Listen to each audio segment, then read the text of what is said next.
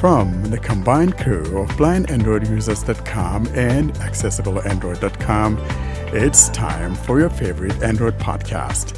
Kick back now and enjoy another fine episode from these fanboys and gals as they navigate Android from a blindness perspective. And now, here's your crew.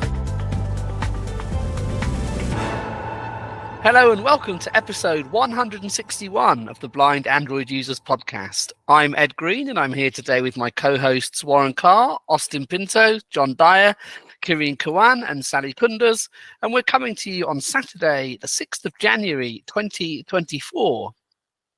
On this week's episode in Android Basics, we resume our look at One UI and John takes us through the security settings found in Samsung settings. In our App of the Week, Warren demonstrates RScan. Karene brings us the next in our series on Jieshuo. And we close with a tip of the week from John about gestures in the NovaLauncher. Well, how are we all doing, folks? Karene, what's going on in Lebanon? Hello, it's the first week in the year and feeling excited about the new year that had started, hoping that it will bring with it something amazing for all of us. And yeah, everything is going well here. Good. Glad to hear it. Sally, what's happening in Samsung's fair city? Well, the city is really cold these days. I mean, it's down to 5 degrees sometimes. It's getting even colder here. I don't know what's going to happen. Like, everybody's having cold in my area. I already had my cold, so it's all good now. I can freely walk around these people. Yeah. Yeah, you're immune for the time being. Yeah, it's been wet here rather than cold. It's nice to have it advanced, you know what I mean? Yeah, get it out of the way early.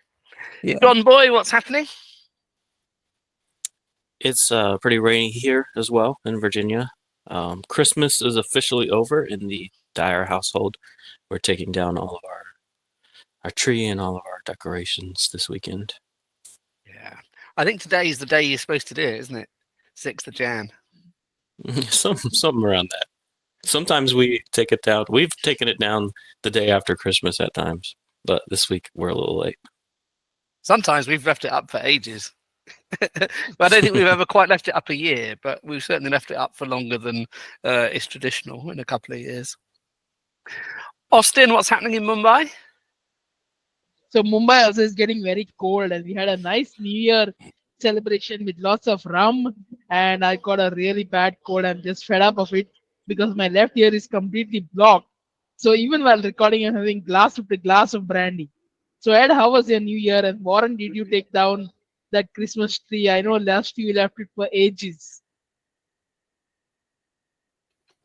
New Year was good. We went out for a meal in the neighborhood we used to live in. We left just after midnight, so we were home relatively earlier. And Warren, how are you? Doing well. And Austin, no, we still haven't taken down our Christmas tree. And yes, last year I think we had it till like maybe mid-February or toward the end of February for some reason. It's still there. I kind of like the lights on it for some reason.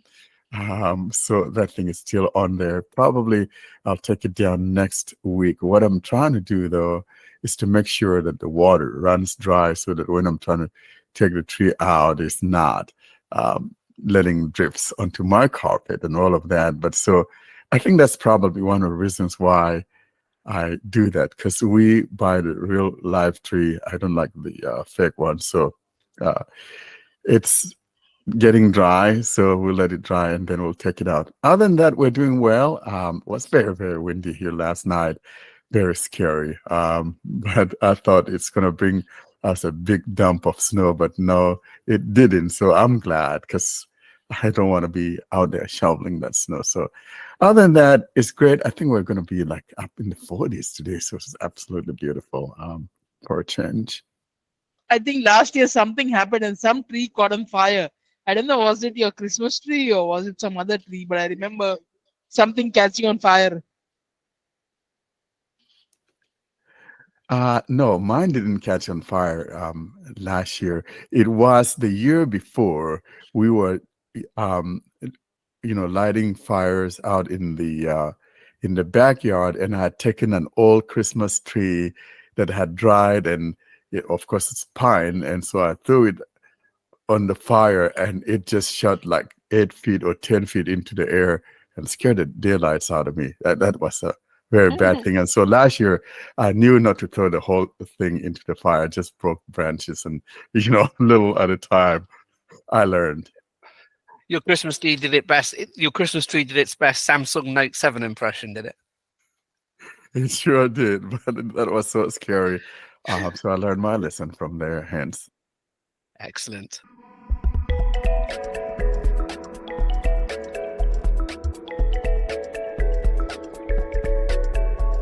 This is the announcement segment of Blind Android Users podcast. Stay tuned to hear important information regarding the podcast, surveys, and the latest news.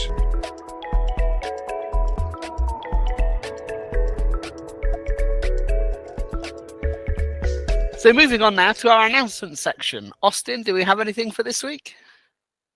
So our first app bonanza, we have 4 app bonanzas in the year, but our first one is coming on the 27th of January. So if our listeners want to submit their app demos, or we are going to definitely demo apps, but if our listeners want their favorite apps, they can submit it to us. And it's better that they email it to contact us at blindandroidusers.com. Do not put it in any groups or mailing lists, because those demos, they get lost in so many messages. So it's better to email us. Yeah, so please do. And when do we want them by? What's a good deadline? When do we want the apps by? I think 25th January or 26th Jan is a good date. Which date? 20th? 25th or 26th. Oh, 25th. Yeah. Yeah, 25th or 26th. That sounds good to me. Yeah, so please do get your contributions in for our app bonanza.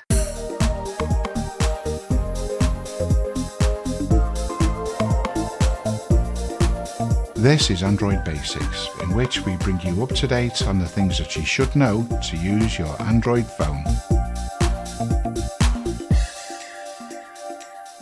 Now we turn to our Android Basics section, and after a little hiatus, we are back with our series on One UI, Samsung's interface, and John, the perennial Samsung demonstrator, is going to show us the security section of the Samsung Settings app. Hello, today we're going to be continuing our way through Samsung settings. The next section we have is security and privacy. There's a lot in here, so we're actually going to do it in 2 parts. Today we'll be covering security, and in the next installment we'll be covering privacy. But in the Samsung settings, it's all in one section, and this is what it's called. Security and Privacy, Biometrics Permission Manager. I'm going to go in here. Security and Privacy. Navigate up button. So at the very top, this is what we have. 1 warning. It's telling me there's something wrong. Action is needed to keep your phone safe.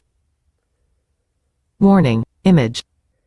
And if we continue to swipe, we will see what it thinks is good and what it thinks needs addressing. Lock screen. Screen lock is set. Good. It says my screen lock is good. I'm going to go in here. Lock screen. Navigate up button. Setting a PIN, pattern, or password is important to keep your phone safe. For the most protection, use a strong password that's difficult for others to guess. And then below that we have Screen lock. Screen lock is set. Good. Fingerprints. There's only 2 options here. Fingerprints we'll get to later, and screen lock type, so I'm going to back out. Security and Privacy. Lock screen. Screen lock is set. Good. Next we have Account security. Check your Samsung account. Suggestion. Let's see what this suggestion is. Account security. Navigate up button. Staying signed into your Google and Samsung accounts is important for keeping your phone secure. A yellow icon will appear if you're signed out or if there's an issue with one of your accounts. It's important to check your accounts for unknown sign-ins, outdated passwords, and other issues.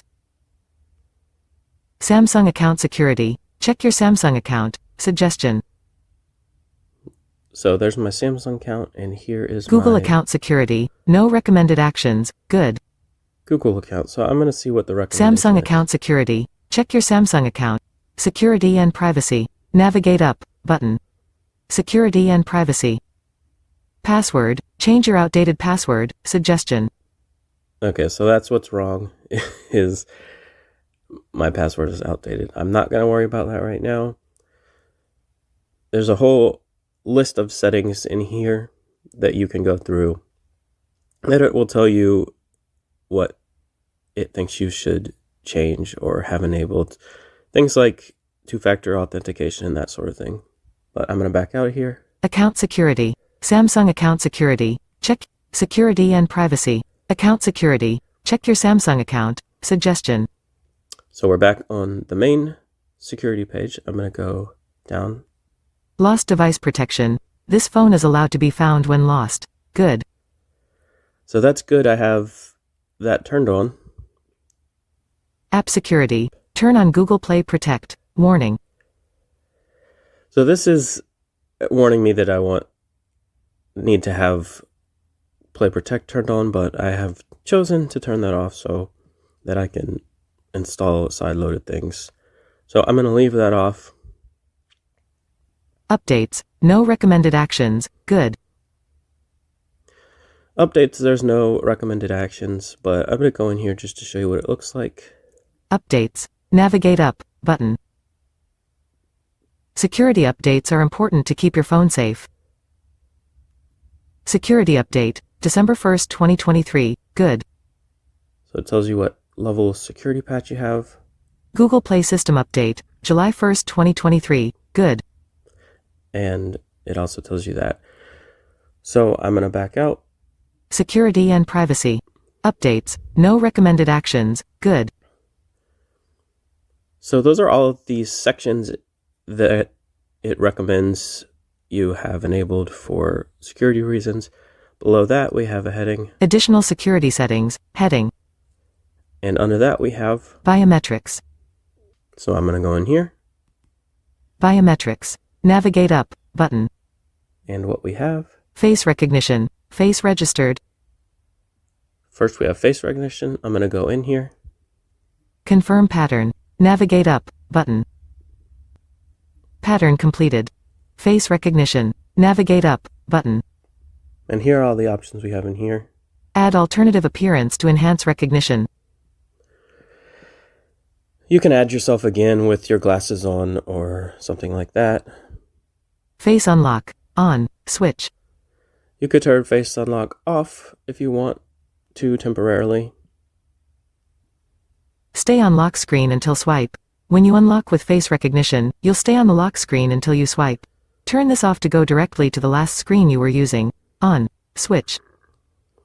So that is pretty self-explanatory. I have mine turned on so that when I hit the side key, it just goes into my phone to whatever I was last doing without staying on the lock screen. Require open eyes. For added security, only recognize your face when your eyes are open. Off. Switch. So I don't require that. If you want to, you can turn that on. Brighten screen. Increase screen brightness temporarily so your face can be recognized in the dark. On. Switch. Sometimes this helps, sometimes it doesn't. I found that in the complete dark, you're still not going to get recognized. And then we have About face recognition. I'm going to back out. Biometrics.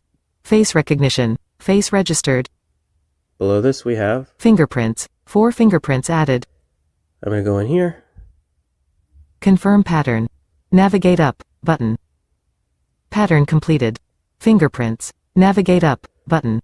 And here we have Right thumb. these are the fingerprints I've added. Fingerprint 1. As you've noticed, I did name one of them. Fingerprint 2. Fingerprint 3. It will, by default, just call them fingerprint 1, 2, 3, and 4. But if you want to rename them, you can. This helps if you're setting up a routine. For example, that you want your phone to do a specific thing if you unlock with a specific finger. Next we have Check added fingerprints. check added fingerprints. So if you've forgotten which finger is which, you can go here, put your finger on the sensor, and it'll tell you that's fingerprint 2, and then you can just rename it to whatever finger it is if you've forgotten. Fingerprint unlock. On. Switch. It's turned on. Again, you could temporarily turn it off if you want to. Fingerprint always on. Scan your fingerprint even when the screen is off. On. Switch. This is what makes Samsung phones better than Pixel phones, in my opinion. Is one of the things I miss when I try to use a Pixel. You can have it always unlock even if the screen is turned off, as long as you put your finger on the fingerprint sensor. Next we have Show icon when screen is off. On always on display. this is whether or not you want the fingerprint area to be shown on your always on display. I think most of us don't even use an always on display. Show animation when unlocking. Off. Switch. Another visual thing. About fingerprints. And this is the last item, so I'm going to back out. Biometrics. Fingerprints. 4 fingerprints added. Below that we have Show unlock transition effect. On. Switch. pretty self-explanatory. About unlocking with biometrics. And there you can go in to read a little bit about unlocking if you want to, but I don't, so I'm going to back out. Security and privacy. Biometrics. Now we're back on the main screen for security and privacy, and next we have Auto blocker. Keep your phone safe by blocking threats and other suspicious activity. let's see what this is. Auto blocker. Navigate up. Button. Auto blocker. Off. Switch. I have it turned off. Auto blocker keeps your phone safe by blocking threats and other suspicious activity. Blocks apps from unauthorized sources. Only apps from authorized sources can be installed. Learn more. Turns on app security checks. Apps installed on your phone will be checked for malicious activity. Learn more. Blocks commands by USB cable. Malicious chargers, computers, and other devices won't be able to send commands to your phone when connected using a USB cable. So as you could see, a lot of this stuff is stuff I don't want blocked. I use a lot of ADB command type things when I connect to my computer. I sideload apps that I want to have certain permissions. So if you don't do any of that, you may as well turn this on just to be safe. Below that description we have Advanced. Heading. Messaging app protection. Block images suspected of containing malware in messaging apps. On. Switch. Disabled. Block software updates by USB cable. Prevent installation of system software using a USB cable. This can prevent someone with physical access to your phone from installing malicious software without your knowledge. On. Switch. Disabled. So those are 2 settings that you can choose to have enabled or disabled once you turn this feature on, but I have it off, that's why they are disabled. I'm going to back out.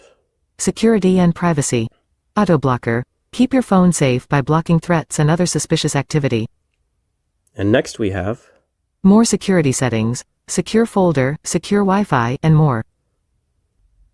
this is going to be the last item in the security section. We're going to go in and see what we have. More security settings. Navigate up. Button. And on this page we have, Secure folder. I'm not going to open this because I don't use it, but this is where you can create a specific folder on your phone if you want to store all of your private files in one area and have it require authentication to get in. You can do that. Secure Wi-Fi. This is something I also don't use. It's Samsung's version of a VPN, so if you want to go in and enable that, you can go there. Enhanced data protection. Honestly, not sure what this is, so let's find out. E2EE. Checking phone info. Enhanced data protection. Enhanced data protection. Protect your cloud data with end-to-end encryption so only your trusted devices can access it. That way, even if Samsung Cloud gets hacked, no one but you can access your data. Okay, that's funny. Encrypt backup data. Off. Switch. So this is off. I don't think I'm going to turn it on now because it might be a bit of a process. But here's where you would go if you want to turn that on. I'm going to back out. More security settings. Enhanced data protection. Next we have Samsung Pass. Use biometric authentication to verify your identity easily and securely. So I use Google for all this, but if you want to use this, it'll save your passwords, it'll save your credit cards, your addresses, that sort of thing.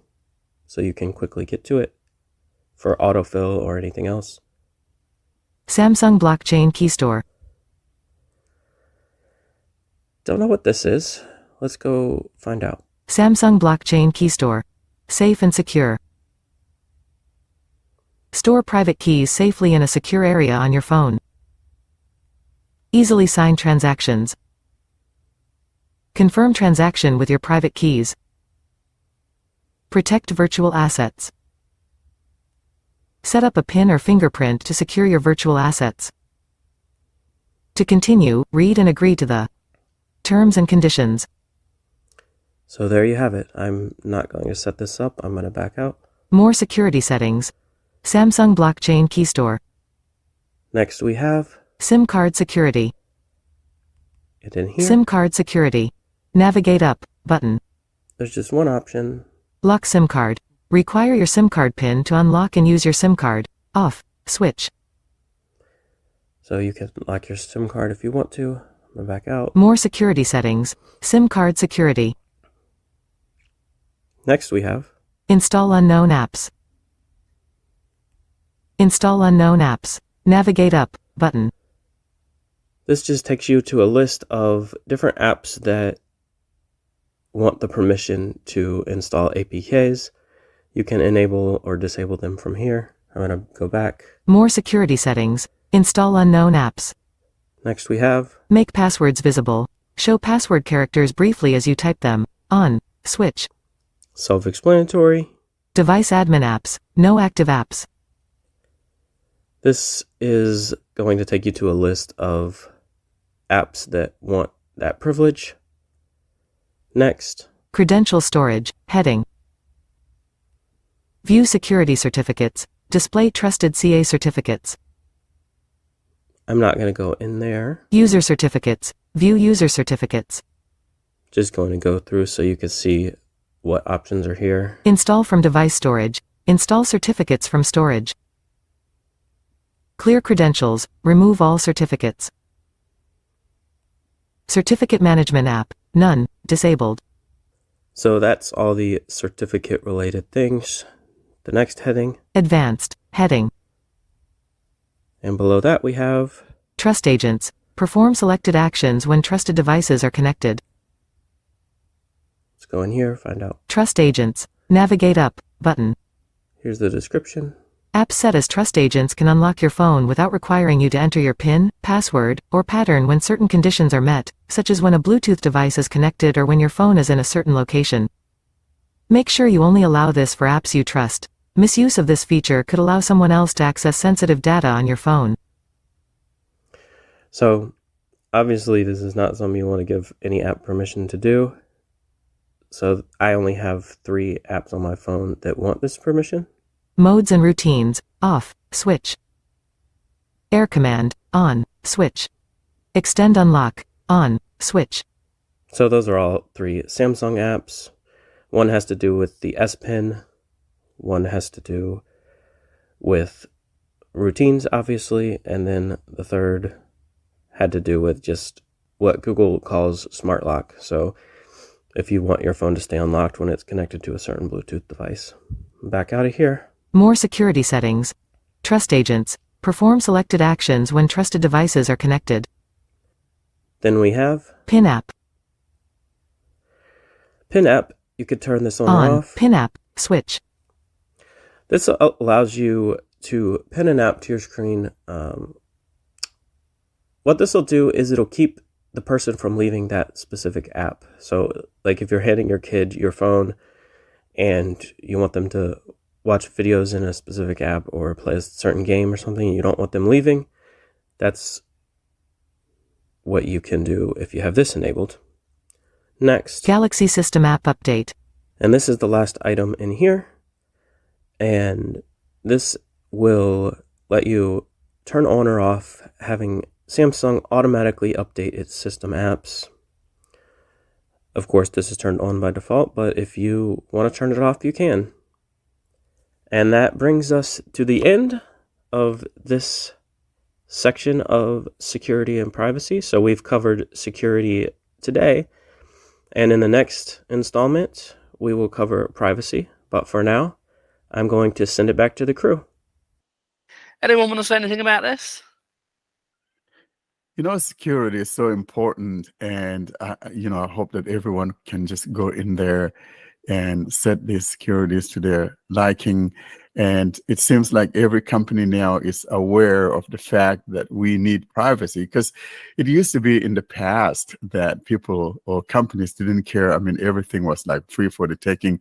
I'm just looking back at Android 4X, 5X, even up to maybe Android 8 or whatever. I think we didn't start seeing some aggressive privacy implementations from Google until what, guys, maybe you'll say maybe as of Android 12 or maybe 11. I mean, we started seeing some of it coming on later on, but nothing like what we have today. So I'm glad to see these type of securities and privacy matters going on, because it is important, and everyone should always go into these places and be sure that those things are enabled, and there's some things that you want to disable, you can disable. It's totally up to you. It's, after all, customization, right? Just to go off topic, MIUI, the Hyper OS that is coming, it's not Samsung related, but the Hyper OS that is coming is going to scan your phone and tell you if you have not set some privacy or security settings to the recommended values. So this is a nice new demo on Hyper OS. And adding to that, Google also implemented something in Android 14, actually, that they don't even talk about, but basically non-essential apps that don't belong, whatever, out of the box, those things are disabled until you run them. So security and privacy is being taken seriously, and I'm glad to see that, because it's one of those things that we always hear that, oh, Android is not secure, Android is not secure, and all of that. And so Google is finally doing these things. And I like what Xiaomi is doing too with that Hyper OS. That's really neat feature. So Ed, maybe when you get the Hyper OS on your device, I don't know if it will qualify or not, maybe you'll show us some of those features. Yeah, it may well not. I got my first update in 5 months from Xiaomi the other week. It's very slow to update anything. It's had one upgrade already to Android 13. If it gets HyperOS, I'll definitely show it. It's very security centric anyway. Well, it is until you turn off MIUI optimizations, which I've done because it messes with the share sheet. But without that, it scans everything. They have some sort of tie-up with Avast, I think, where they use Avast to try and stop you doing most things that you ought not to want to do, and it scans everything, as I say, until you turn off MIUI optimizations. But if I do get HyperOS, I'll turn them back on and see what it does. I think the sole purpose of getting Xiaomi, like letting out MIUI and bringing on HyperOS, is to just change the dirty image of MIUI that is there in minds of people. So there is a HyperOS ROM that you can flash, but MIUI is now tying up with HyperOS and bringing the HyperOS itself to Xiaomi phones. Where's HyperOS on now before Xiaomi phones? Like, what was it doing beforehand?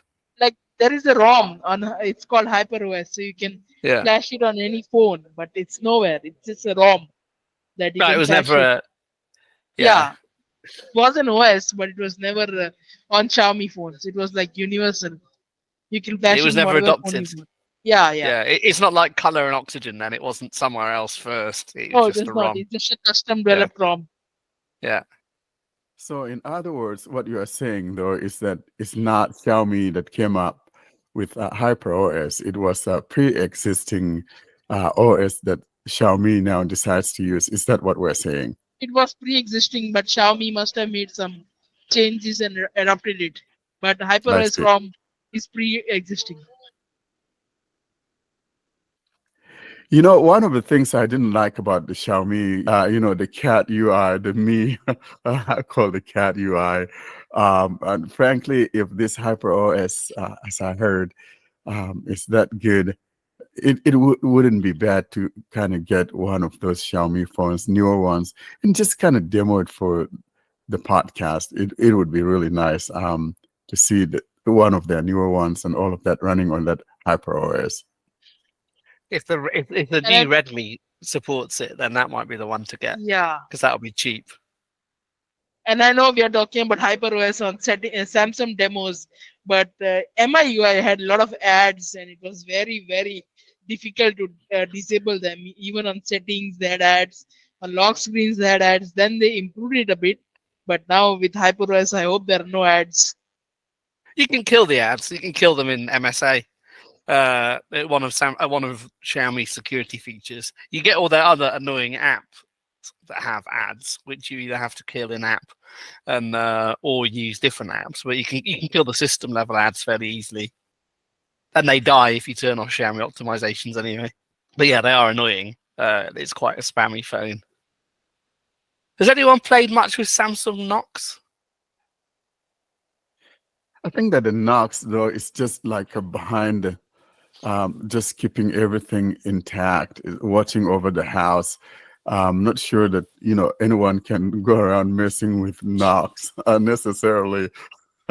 Yeah, I think it's just what they call their whole security situation. Yeah. I don't know. Yeah. It's got a version number though, hasn't it? Like it is a thing, I think. Yeah, it does have version numbers. They keep iterating it. It might be something similar to like, you know how the Pixels have, you'll probably know more, the Pixels have like a certain security Titan chip or something like that. It might be like Samsung's version of that. It's exactly the same thing. Yeah, that's exactly what it is. So it's what powers the phone. That's what keeps the house intact. So Samsung's motherboard has a Knox chip, and it has a fuse that you cannot unlock the bootloader. If you unlock the bootloader, you trip that fuse forever, and there is no resetting it. So first, when you would unlock the bootloader, you would get a message that bootloader is unlocked, and you had something like a warranty void, but you could reset it by flashing a zip file. But now with Knox, it's become very hard to unlock the bootloader, and if you manage it, you cannot reset that fuse. So there's an actual hardware fuse on the motherboard. And that's one of the reasons why it's so hard to, boot unlock a Samsung phone, because Knox will not let you, or if you do, some things are not going to be protected and all of that. I mean, all of them are like that. But I mean, nowadays, though, really, to be honest, no one is into all that rooting the phone like it used to be. It used to be like a religious thing, if you know what I mean. But nowadays, with all the added number of OS support, there's absolutely no need for monkeying around with this stuff. I wouldn't necessarily want to root my phone. I did it once with my Galaxy S4, which I regretted, and never again did any rooting of a phone. There are still people with custom ROM flashing, but not with just rooting your phone, because you get almost all the features into Android, unless you want to like put some intensive kernel governors and you want to enable those underclocking things and all. Then you need to root your phone. Otherwise, I don't think anyone must root your phone even now. And nowadays, phones are so powerful anyways. It's not like what we have back in those days, all that pokey phones and all of that.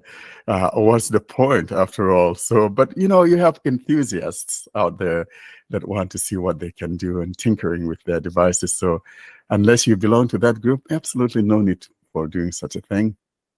I just want to say that you need to unlock the bootloader to flash the ROM. That's the only thing. But rooting is not recommended if you don't want to flash the ROM. Just rooting is not recommended. Yeah, but even if it's not recommended, the OEMs shouldn't give themselves the authority to make it harder.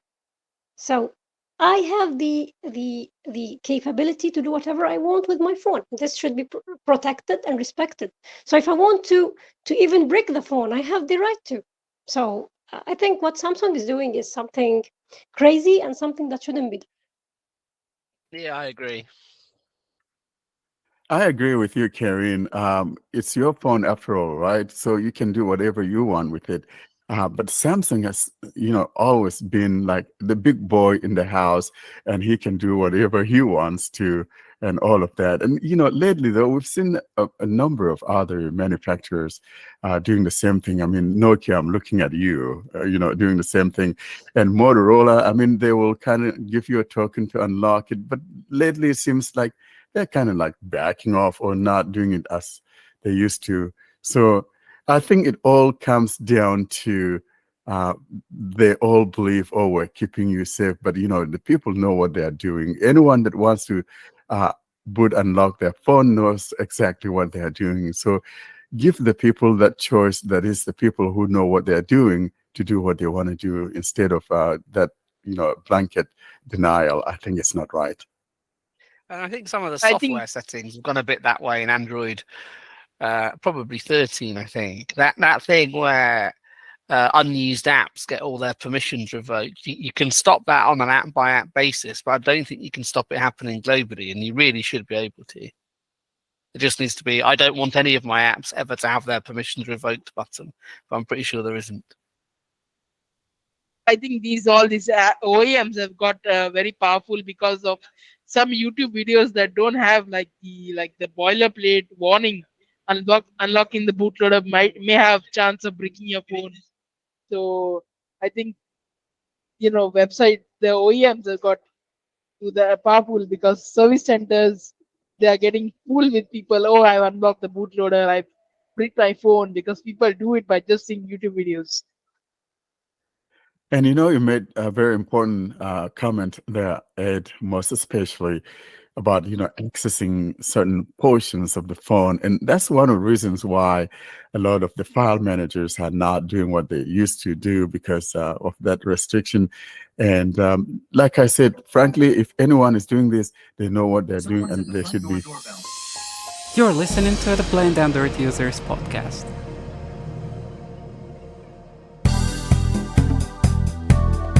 You are now onto our App of the Week segment. This is where we demonstrate an app, showing you whether or not it has accessibility issues or not. Should you have an app that you would like us to feature on one of our episodes, feel free to send such an app to contactus@blindandroidusers.com. And now, here's this episode's App of the Week. Now we turn to our App of the Week section, and Warren demonstrates RScan. You might recall we had the developer Rastislav on episode 159 being featured, and this is his app. Hi, Warren Carr here for Blind Android Users Podcast, and for episode 161, this is demonstrating an app whose developer we had a couple of weeks ago, Rastislav Kish. This is the RScan, where the R stands for his first name, Rastislav. I'll be demonstrating this app today on my Pixel 8 Pro running Android 14 and TalkBack 14.1. I do want to mention here in passing that RScan is a very simplistic app. In other words, it's just an app dedicated not for an OCR, but an app dedicated to finding what a product is. So that's all that it does. It's not like a scanning app where you have an OCR capability. That's not what it does. I am on my home screen now and will navigate to my scanning folder, find and tap on RScan. I'll now move to Folder. OCR. 4 or more OCR items. folder. I'll tap. Lookout. I do have 3 pages of OCR related things here, and so I'll move to the 3rd page where we'll encounter the RScan. Page 2 of 3. Page 3 of 3. I am now on the third page, and now we'll find and tap on RScan. RScan. Here's RScan. We tap. Allow RScan to take pictures and record video while using the app button. The first thing we heard is whether or not we would like to allow the RScan to take video and pictures, and it's sitting by default on while using the app. Of course, if I'm going to be able to scan those QR codes and barcodes, I'll have to allow it. So while it's sitting on while using the app, I'll tap here to activate. RScan. List. We are now in the menu eye of the app, and the first thing you heard was list, meaning if I had scanned any barcodes or QR codes, those products would be here in the list found near the top of the screen.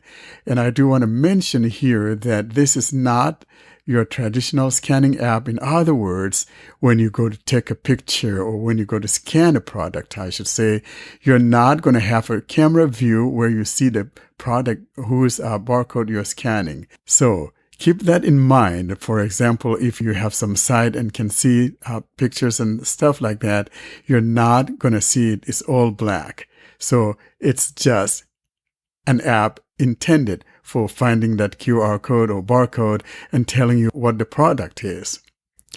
Now, at the bottom of it, though, we have some 4 buttons, and I'll take you through those buttons. And I also want to mention that there's no such a thing as settings. As you can tell, very simplistic app. At the bottom, from the bottom left and going toward the right, here's the items that we encounter. At the very bottom left, we've got Clear List button. We have clear list. So in other words, if you've scanned some things and you want to clear that list, you could tap on this to clear such list. To the right of that, Use flashlight switch. use the flashlight. So by default, it will turn on the flashlight if you happen to be in a place that is not well lit.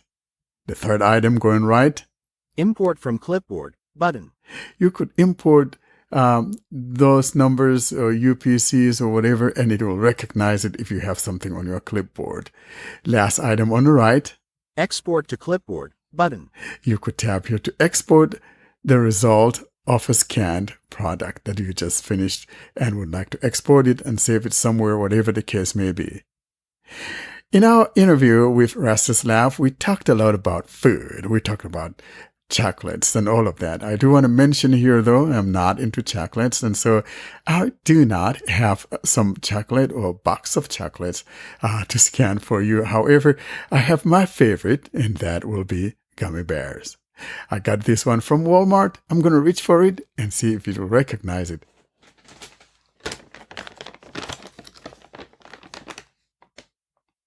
So like I said, this does not bib, and that's what I like about it. So if you point it at something and you don't hear a result from it, then turn it around till you get it, because it's not going to bib until you find something. So here we go. I got these gummy bears. Point it. I don't hear anything.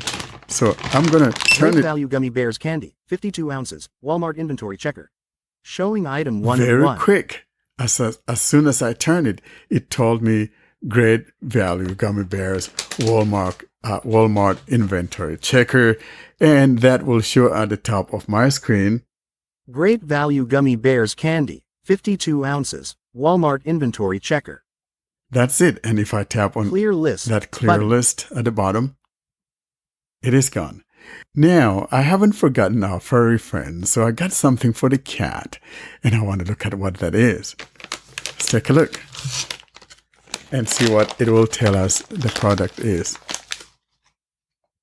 It's not on this side, so I'm going to turn it around.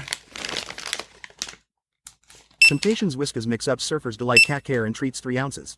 Showing item There 1 we of go. 1. It says something about 13. Showing items temptation 1 to 2 of 2. whiskers. So I'm going to put my finger near the top.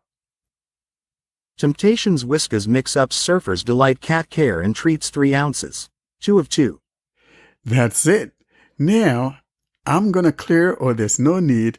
I want to try something else that is not food related. And so I got a box of the microphone that I'm using here in recording this demonstration. I'll grab that box and scan it to see what brand this microphone that I'm using is.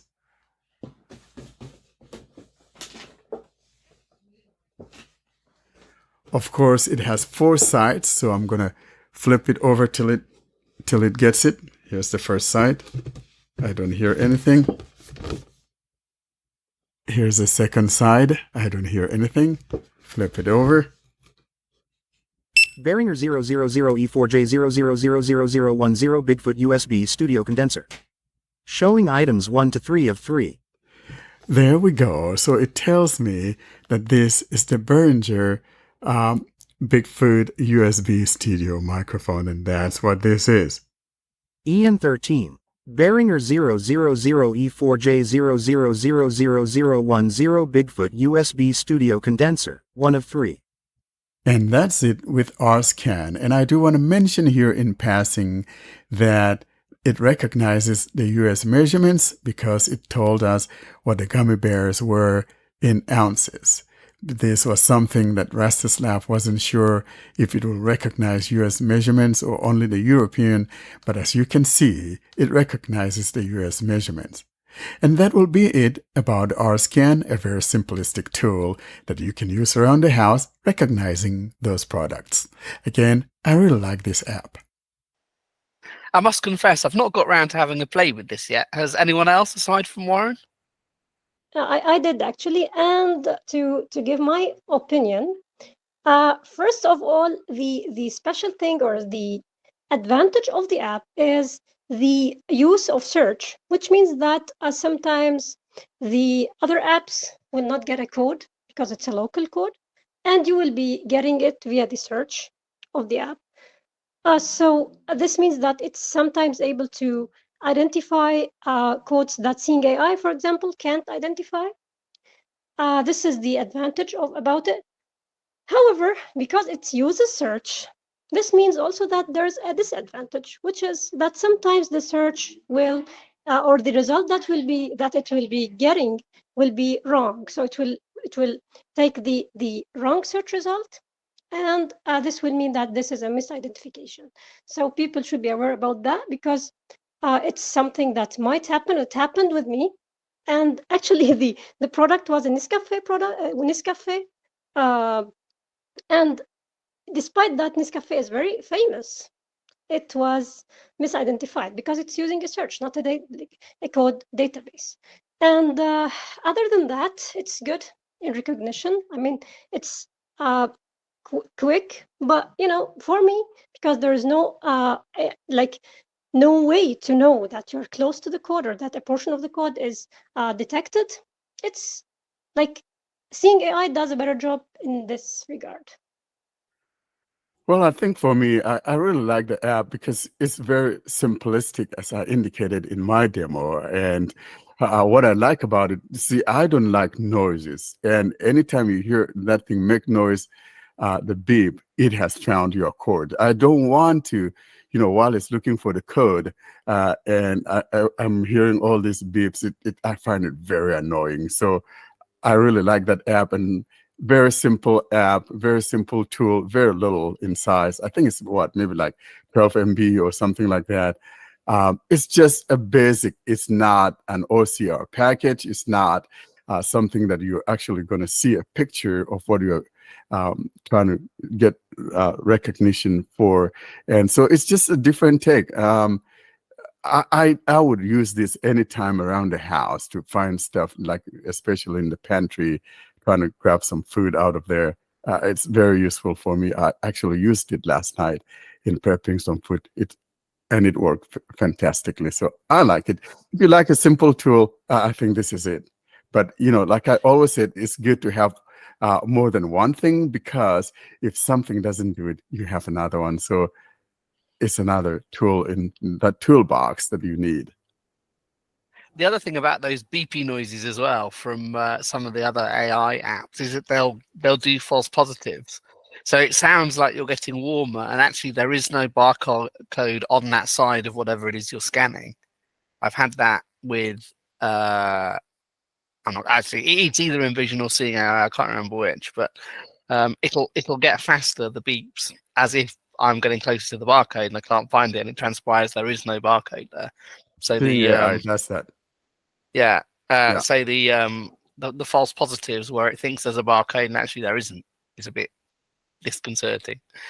But no, it's good, and it'll obviously search. For me, it might be a second line app. If the app that has access to a database has failed, then maybe I'll go to that one. But I'm definitely going to install it and give it a look. And you know what I Also, like is Warren, the fact that it recognizes stuff here in our matrix system, because that was the one thing he was afraid of. He thought it might not work here in the States and in the UK. So, Ed, you could try it there in the UK and see if it works for you. But it does work for me here, giving me the right, correct measurements. And that's what I like about it. yeah, I want to ask Warren if he mentioned the fact that there's a slight accessibility issue, which is related to the state of the flashlight. So when you tap the flashlight to turn it either on or off, it will not give you an indication that or about the state. If you are using Jieshuo, this was mentioned actually in our review on accessible Android. If you are using Jieshuo, it will show you the state or let you know the state via the button itself, because it says checked or unchecked. However, with TalkBack, it doesn't say anything, so you can't know at all if the flash is on or off if you are not having sight to verify this yourself. When I did mine, if the room is well lit, because I can see some, but the flash was not on. But if the room is dim, it's not well lit, it would come on. I'll have to try that to see what happens. But by default, there's no auto flash, Warren. There is no auto flash as far as I know. There is only the button. But the problem is that the state will not be reported. So if you tap the button, you will not be knowing if you're turning off or on the flash. Well, that's something we need to tell Ras about. I'll look into it and then I'll reach out to him, because I think that could be easily correctable. Yeah, I think one of you should carry the torch for the flashlight accessibility button. Yeah.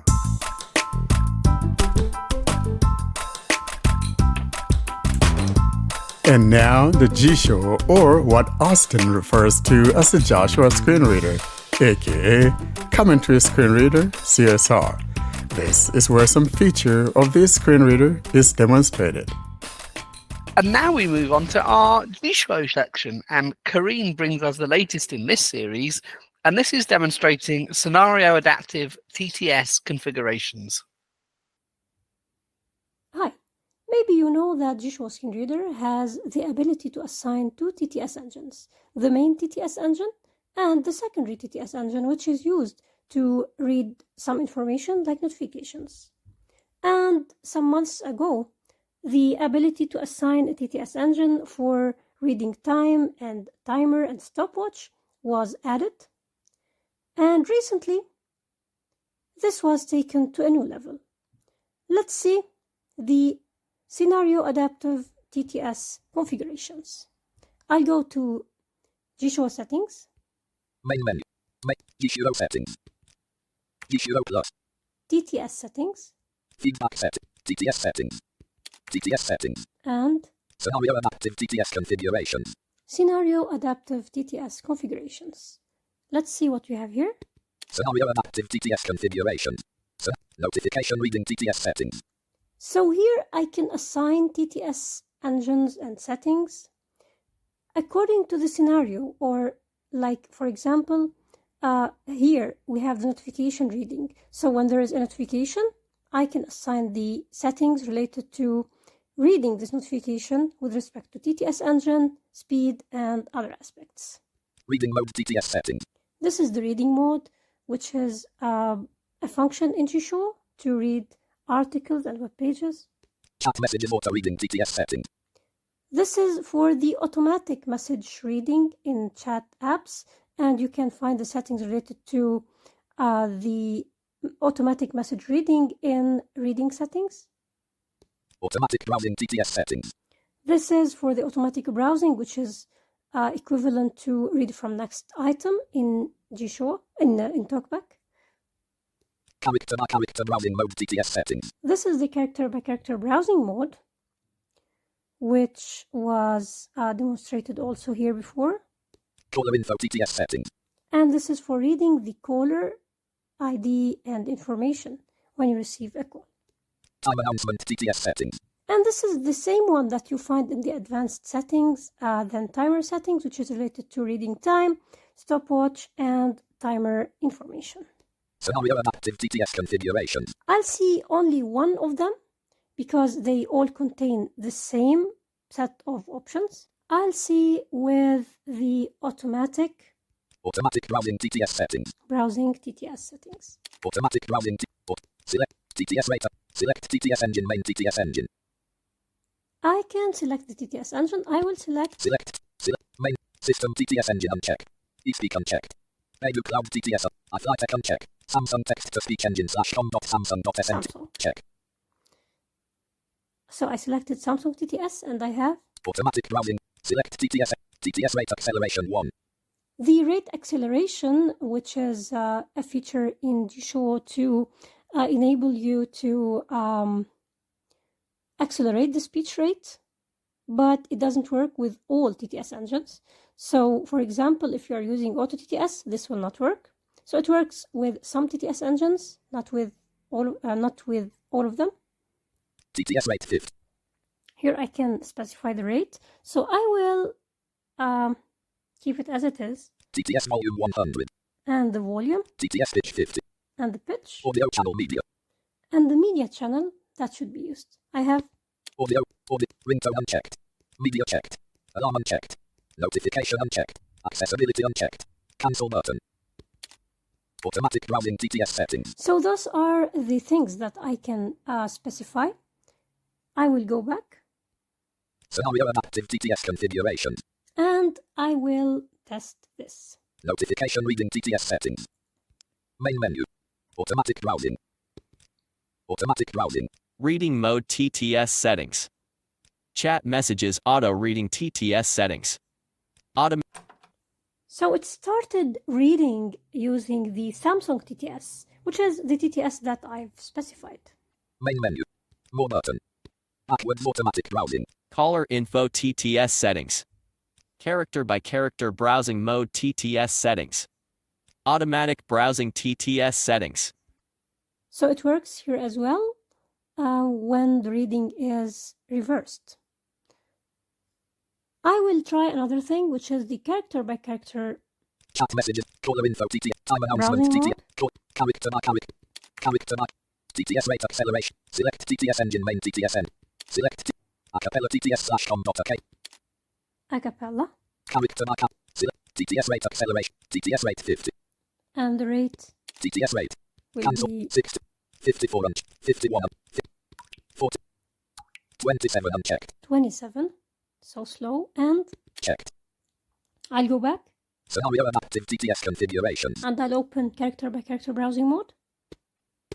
Character by character browsing mode. I'll try to move by characters. Capital C H. Okay. So it worked as well. And I should note here before ending this demo that it's not necessary to use a secondary TTS engine for this to work. So it's independent of the option that is related to using a single TTS engine. If it's checked or unchecked, this will not make any difference. It used to make a difference. So it was necessary to enable to disable the use of a single TTS engine for the TTS configurations that are specific to scenarios to work. However, now this is not needed. Thank you for listening. I like the secondary TTS stuff in Jieshuo. I've got to say I don't play with it very often. I've got it on my phone. I think I've been bumped down to the free tier because I haven't renewed it. But it would be good to be able to have things like this in TalkBack, don't you think? You know, to be honest, there are some good things about, the confused screen reader. And of course, frankly, there are things that we could learn from this great screen reader, and I wish that TalkBack would steal. I'm telling hush hush about it now. TalkBack would steal a little bit of these things that have some functionalities that we do not have in TalkBack, and I can see the reason why a lot of people like it. And of course, Karene, you are the queen of CSR. And you have shown us a lot from this particular screen reader. And maybe you can use your power. Sometimes guys listen to ladies when they talk. Convince this guy to bring it to the Play Store, would you? No, I'm very happy with it. Not on the Play Store because I don't want some people to use it. So it's good. Oh my gosh. Okay. I thought you wanted me on board, no?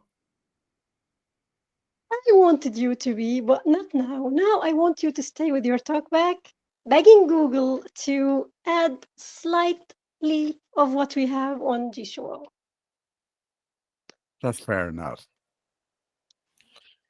I don't care it's not on the Play Store because I've never been bothered about stores. JAWS and NVDA aren't on the Microsoft Store, are they? I do wish the payment process was automated, though, so I could go to a website and pay for it and it would work, rather than be reliant on a developer to do something manual and then process it. That's my main beef with it, not where it is. I totally agree. Actually, the payment process should be given a lot of work because even if you want to transfer the license from device to device, it should be done manually. And this is still really a problem. And especially that when you reset your phone, you will be losing the license because your ID, which is tied to the license, will change. And this means that you will be emailing the developer to reactivate your license, which is not really the professional way of dealing with payments and dealing with purchases. However, this doesn't give the people who are selling the cracks the excuse to do it because this doesn't justify what they are doing. They are just stealing people's work, stealing the developer's work, and selling the same or the thing that should be taken from the developer. They are selling it, and they are saying that, okay, we are giving you the support of more one device, and you can activate it automatically and stuff, but it's still a crack. Yeah, absolutely. I agree with that wholeheartedly, but he should fix that. Let's just make it slightly easier to do. I fell foul of the reset ID change issue several times, and it's just it can't be helpful for him either. It's fairly labor intensive, isn't it? And he could focus his time on doing other things. So yeah, fix that. I'm not bothered about the Play Store one way or the other, but please sort out the payment thing. And especially, say someone has purchased like a multi-year license, there should be no reason for them to be doing that every time they reset their device or move on to another device. Just tie it to their account or whatever. See, this is one of the things I didn't like the mobile speak and the talks back in the Symbian days. You have to do this and that. And that was one of my beef with one of those things. And it seems he's taking it from their playbook, and it's not a good playbook. Yeah. I mean, life was less automated then anyway, wasn't it? But still, yeah, that's right.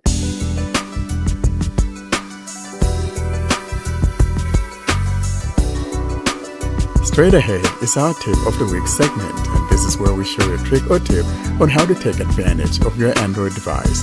And now for this episode's Tip of the Week, here's your Tip of the Week.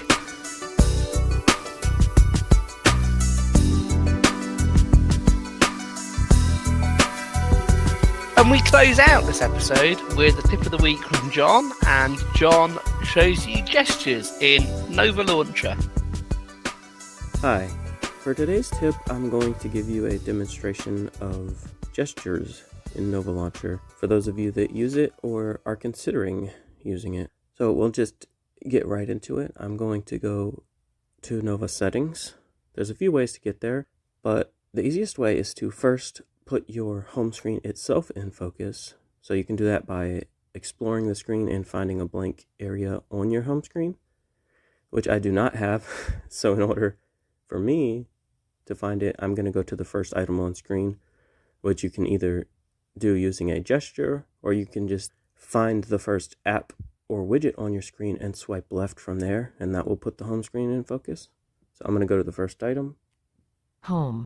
And once you hear it say home, you're on it. And now you can swipe through the actions. Apps. Settings. And I'm going to go to settings. Nova settings. NovaLauncher. And the 7th section of the settings is Gestures and inputs. Define secondary home button action, along with swipe, tap, and pinch gestures on home screen. And that's where we're going to go. Gestures and inputs. So the first thing here we have Button actions. is one button action. Home button. Nova search.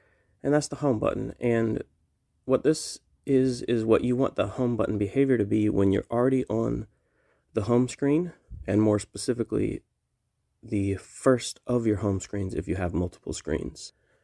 And this goes whether you're using an on-screen home button, whether you're swiping up from the bottom of the screen with 2 fingers, or whether you have a talkback gesture assigned to take you home. Either of those 3 things, if you do that when you're on your first home screen, it will do whatever action you have set here. So I have mine set to Nova Search. And below that we have Only on main home page. Return to the main home page with the first tap. Execute the action with a second tap. And there you have the behavior I just described. So if you want it to do it from any home screen, then you can change that behavior here. And now below this, we have all the gestures. Gestures. Swipe up, app drawer. Swipe down, Ashley Dyer. So as you see, there's a swipe up and a swipe down. And of course, using TalkBack, these are going to be swipe up with 2 fingers or swipe down with 2 fingers. And below that, we have Swipe left, shorts. Swipe right, subscriptions. swipe left and swipe right. Same deal here. You're going to need to use 2 fingers when you have TalkBack enabled. But also, of course, if you have multiple home screens, you'll only be able to swipe right from your first home screen, and you'll only be able to swipe left from your last home screen. And of course, by right or left, I mean right with 2 fingers or left with 2 fingers. Next we have Double tap, none. these next 3 gestures, starting with double tap here, you can't do with TalkBack. If you want to assign something to them, you can, but you'll have to completely disable TalkBack in order to use them. So that applies to double tap. Double tap plus swipe up, none. Double tap swipe up. Double tap plus swipe down, none. And double tap swipe down. And after that we have 2 finger swipe up, assistant. 2 finger swipe down, Nova search. We have 2 finger swipe up and 2 finger swipe down. Same goes for these. The exception being that you can still do these with TalkBack enabled as long as you do a pass-through gesture first. So if you have a gesture assigned to pass through in TalkBack, you would do that gesture first, and then you could swipe up with 2 fingers or swipe down with 2 fingers. So these are semi-doable with TalkBack enabled, or of course you could turn TalkBack off to do these as well. Next we have Pinch in, document. Pinch out, short text. pinch in and pinch out. These are sort of like you're zooming in or zooming out on an image, that sort of gesture where you slide your fingers together or slide them apart. And then the next 2 gestures we have are 2 finger rotation, counterclockwise camera. 2 finger rotation, clockwise record video. And what these are is, if you've ever used an iPhone, it's similar to the rotor. So you'd put 2 fingers on the screen and you'd rotate them either counterclockwise or clockwise to perform these last 2 gestures. Now I'm going to open it up so we can see what we can actually assign to each of these gestures. Nova. Choose action. Navigate up, button. So there's 3 tabs. Selected, Nova. There's Nova Actions tab. Apps. There's an Apps tab. Shortcuts. There's a Shortcuts tab. And for the Nova Actions, None, icon. you could set it to do nothing. App drawer, icon. Open the app drawer. Expand notifications, icon. Bring down the notification shade. Expand quick settings, icon. Bring down quick settings. Recent apps, icon. Open your recent app screen. Screen lock, icon. Lock the screen. Nova search, icon. Bring up Nova Search. Assistant, icon. Bring up whatever your default assistant is on your device, whether that be Google Assistant, Bixby, the Amazon A word, or anything else. Toggle notification bar, icon. You could toggle whether you want the notification bar to show. This is the status bar along the top. Toggle dock, icon. And if you want to, you can hide your dock and you can have this action hide it and unhide it. Default page, icon. You could have this go to your default homepage directly. Jump to page, icon. Jump to a specific page. Desktop previews, icon. This is the screen where you can select different pages of your desktop to perform actions such as delete, or at the bottom of the screen you will have wallpapers, settings, and so on. Nova settings, icon. Or you can just have it take you straight into Nova settings. And that's all of the Nova actions you can assign. I mentioned there was 3 tabs at the top. I'm just going to swipe left with 2 fingers to go to the next tab, which is apps. Apps, page 2 of 3. And this is just a list of all the apps you have installed. So if you want to use a gesture to open a specific app, this is how you'd set it. You just choose that app from this list. I'm going to swipe left again with 2 fingers to go to shortcuts. Shortcuts, page 3 of 3. And what this is, it's a list of apps that support shortcuts. So for example, Amazon shopping, 4.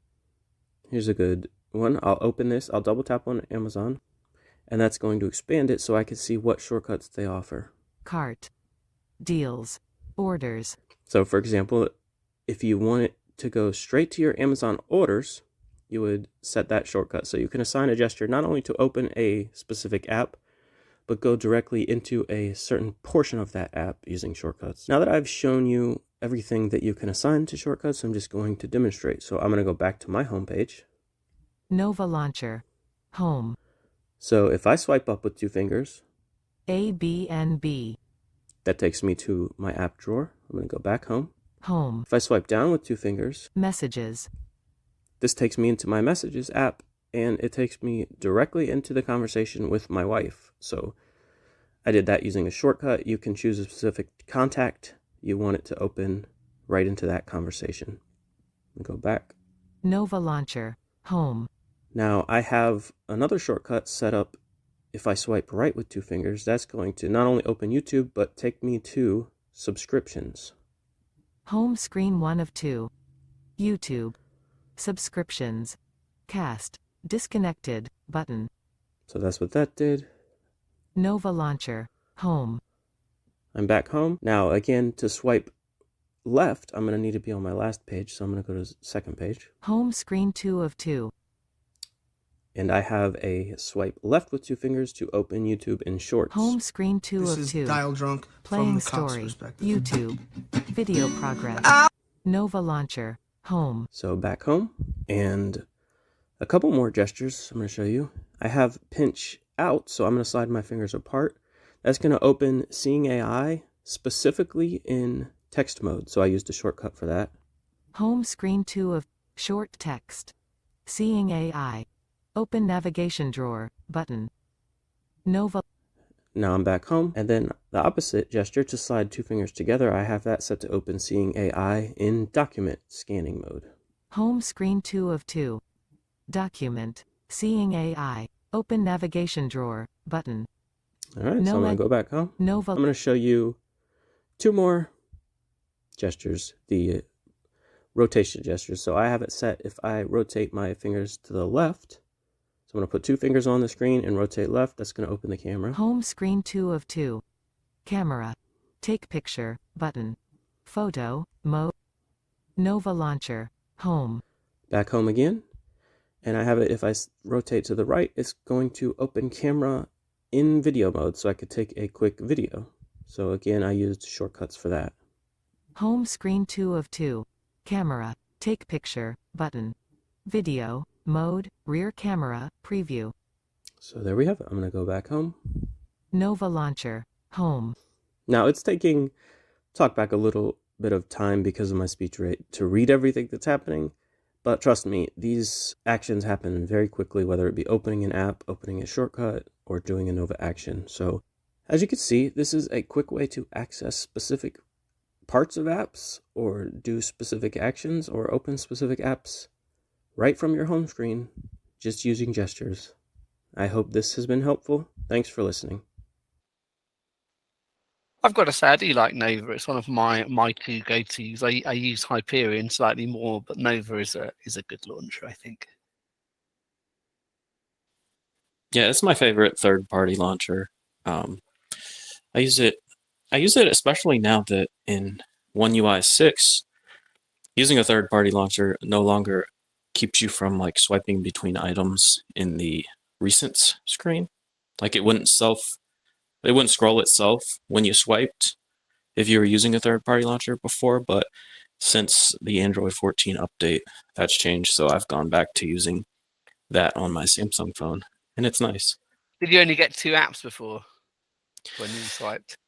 Yeah, whatever was showing on the screen, so I could use a good lock module to like make more apps show on the screen at once, but yeah, however many were on the screen, it would just get to the end and stop and go to the beginning again instead of like scrolling the page for you. Because typically I've seen phones that do 2. Xiaomi gives me 4, which I think is interesting and more than I've had on other ones. I'd be interested to know if anyone else has found this with third-party launchers. I sort of thought this was Xiaomi specific, but I went the other day, we were talking on the group about gestures and accessing Google Assistant. I went to go and turn off the 3-button navigation bar on my Xiaomi phone, but it said to do that I had to switch to the stock launcher.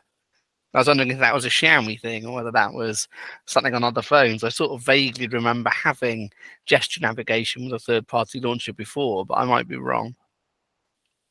I think that might be specifically a Xiaomi thing because I haven't had that issue with using navigation buttons depending on whether or not I use a third-party launcher, but the being able to swipe between all of your open recent items is an issue on Pixel devices and even on the Asus phone that I just got.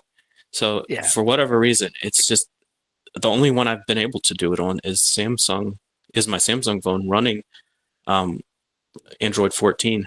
On Android 13, it also had that issue. So I don't know what Samsung changed, but something is different. Yeah, I mean that the apps thing has been an issue on all the phones I've ever had. Usually showing me 2 apps, as I say, the Xiaomi does give me 4, but I didn't think that was a thing. Really needing to run the default launcher enabled, the stop launcher enabled to have system navigation with gestures. I thought I'd done that on other phones, so I'm glad I'm not misremembering that. Okay, so switching between apps is not related to, or the recent app screen is not something that is related to the launcher. The third-party launchers can do it unless you are rooted, as far as I know. So there will not be any launcher that is able to fix this problem, because whenever you go to the recent screen, you are using the system recent screen.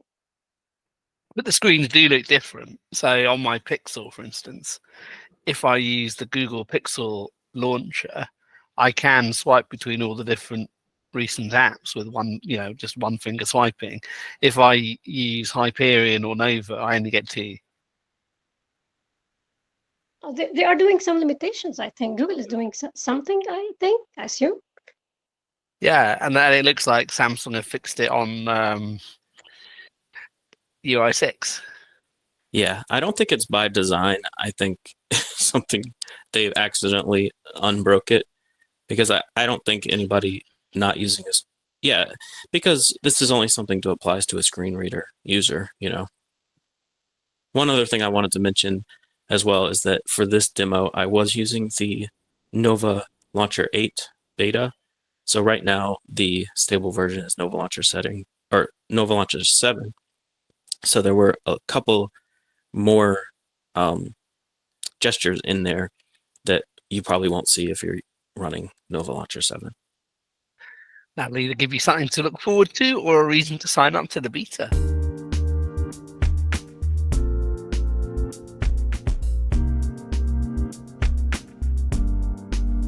All good things must end. Thus, it's curtain drawing time, bringing us to the close of this week's episode.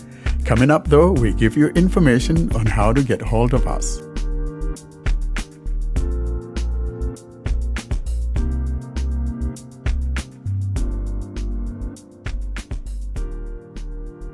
And that brings us to the end of this week's episode. Austin, how can people get in touch with us?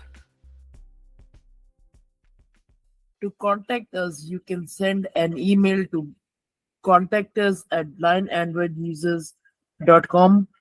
You can join our mailing list by sending an email to Blind Android Users plus subscribe at groups.io. You can join our Telegram, Facebook, Discord, and subscribe to our YouTube channel. The links for everything will be at the bottom of the show notes and also in the video description of the YouTube channel. And also the links are in the websites panel of the YouTube channels. Well, thanks very much for listening. Say bye-bye, everybody. Bye, people. Bye, everyone, and thanks for listening to our very first episode for the year 2024. Have a great week. Goodbye.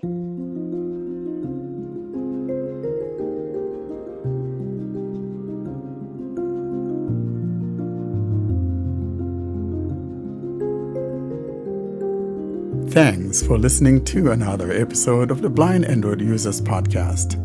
Until we see you next week, don't forget to leave us your comments and suggestions via our email contact or using any of our social media sites. Have a great week.